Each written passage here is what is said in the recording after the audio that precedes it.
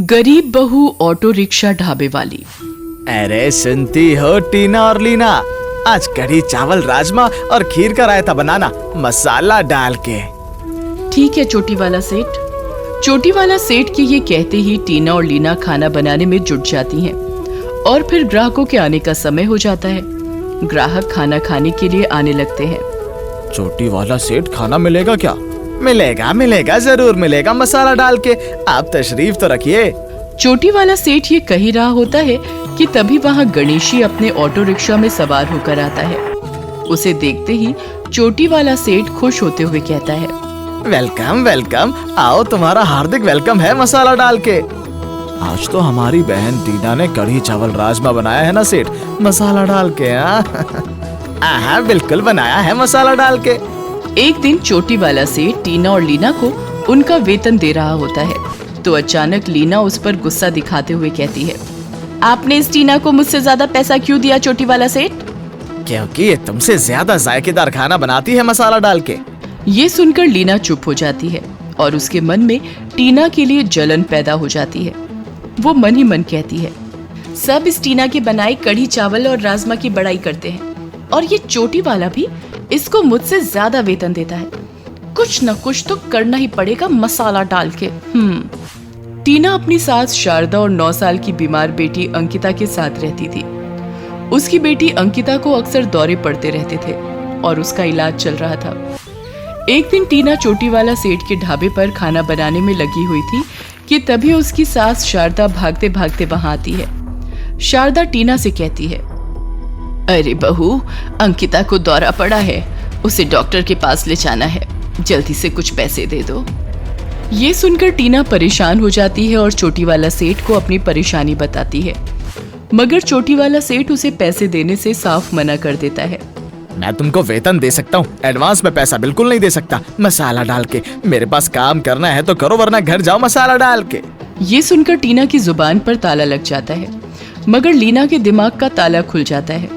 कुछ देर बाद चोटी वाला सेठ किसी काम से बाहर जाता है तो लीना मौका देखकर ढाबे के गल्ले पर झट से हाथ साफ कर लेती है। फिर कुछ देर बाद चोटी वाला सेठ वापस आता है तो खाली गल्ला देखकर चौंक जाता है।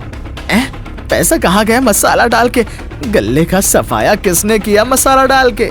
ये कहकर चोटी वाला सेठ टीना और लीना को आवाज देता है, टीना, लीना, अरे जल्दी से इधर आओ मसाला डाल के, यहाँ बहुत बड़ा घोटाला हो गया है। टीना और लीना भागते हुए चोटी वाला सेठ के पास आती हैं। उन्हें देखते ही चोटी वाला सेठ उन पर गुस्सा दिखाते हुए कहता है, हमारे गल्ले पर तुम में से किसने हाथ सफा किया मसाला डाल के? जिसको पैसा की जरूरत थी वही करेगी। इस टीना ने गल्ले से पैसा उड़ाया है चोटी वाला सेठ। क्या तुम देखा मसाला डाल के? और नहीं तो क्या, अपनी आंखों से देखा था मैंने। ये सुनकर चोटी वाला सेठ टीना पर आग बबूला हो जाता है। तुम अभी का अभी मेरे ढाबे से निकल जा चोरनी, अब मैं तुझे काम पर नहीं रख सकता मसाला डाल के। पर चोटी वाला सेठ, मैंने चोरी नहीं की, ये लीना मुझ पर झूठा इल्जाम लगा रही है। ये कहकर टीना चोटी वाला सेठ को बहुत समझाने की कोशिश करती है, मगर वो टीना को धक्के मारकर ढाबे से बाहर कर देता है। टीना जाते जाते चोटी वाला सेठ से कहती है, देखना तू एक दिन बहुत पछताएगा चोटी वाला सेठ। चुप कर चोरनी कहेगी, भाग यहाँ से, वरना तुझे पुलिस के हवाले कर दूंगा मसाला डाल के। ढाबे से काम छूट जाने पर टीना पर परेशानियों का बोझ पड़ जाता है। डॉक्टर उसकी बेटी अंकिता की हालत देखकर कहता है, देखिए टीना जी, आपकी बच्ची को कुछ दिन के लिए अस्पताल में भर्ती करना पड़ेगा। जब तक इसकी हालत में सुधार नहीं आता, ऐसा करना बहुत जरूरी है। ठीक है डॉक्टर साहब, मैं पैसे का कुछ इंतजाम कर लेती हूँ। अब टीना बेटी का इलाज कराने के लिए पैसे का इंतजाम करने के लिए दिन रात एक कर देती है, मगर उसे कहीं से भी पैसा नहीं मिलता।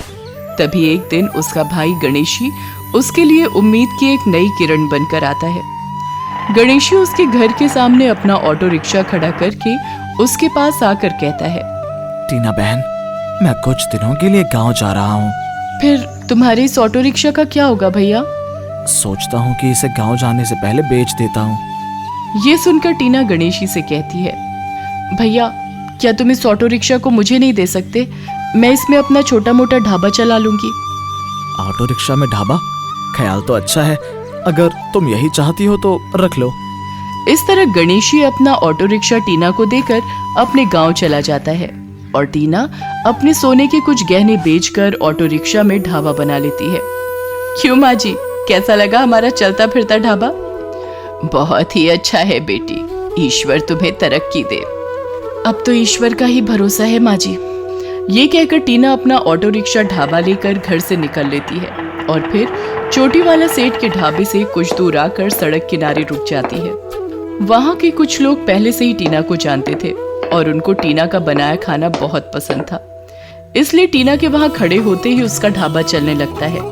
मैं भी कहूँ कि अब चोटी वाला सेठ का कड़ी चावल राजमा में जायका क्यों नहीं आ रहा था? मुझे क्या पता था अब उसके पास टीना काम नहीं करती। टीना बहन, सच में ही तुम्हारे हाथ का कढ़ी चावल राजमा खाकर उंगलियां चाटने को मन करता है। अब तो टीना का अपना ऑटो रिक्शा ढाबा खुल गया है बहन। अब तो तुम सब रोज ही हमारे हाथ का बना कढ़ी चावल राजमा खा सकते हो।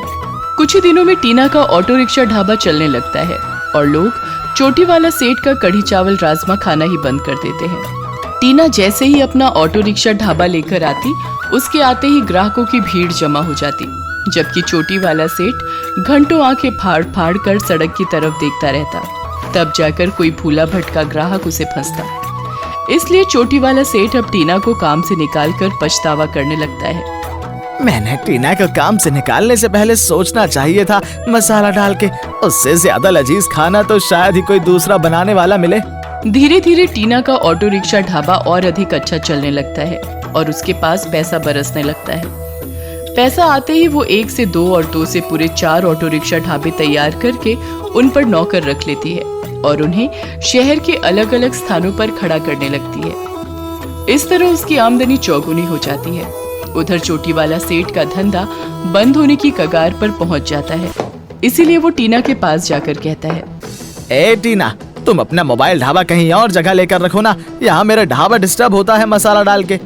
क्यों चोटी वाला सेठ, मेरा ऑटो रिक्शा ढाबा जिस सड़क पर खड़ा है वो सड़क तेरे बाप की है क्या? वो तेरे बाप का भी नहीं है मसाला डाल के, मैं तो बस तुझे समझा रहा हूँ। मान जाओगी तो तुम्हारा ही भला होगा, वरना पछताओगी मसाला डाल के। चोटी वाला सेठ ये कहकर वहाँ से चला जाता है और फिर कुछ दिन बाद वो गांव के एक नामी गुंडे से मिलता है और उससे अपनी समस्या का समाधान करने को कहता है। देख लो शेरा, अगर तुम हमारा ही काम कर दोगे तो हम तुमको पूरा 1 खोखा देंगे मसाला डाल के। तेरा ये काम आज ही हो जाएगा चोटी वाला सेठ। ये कहकर शेरा अपने आदमियों से कहता है, चलो बे गाड़ी तैयार करो, हमें उस कड़ी चावल राजमा वाली के ऑटो रिक्शा ढाबे की बैंड बजा कर आनी है।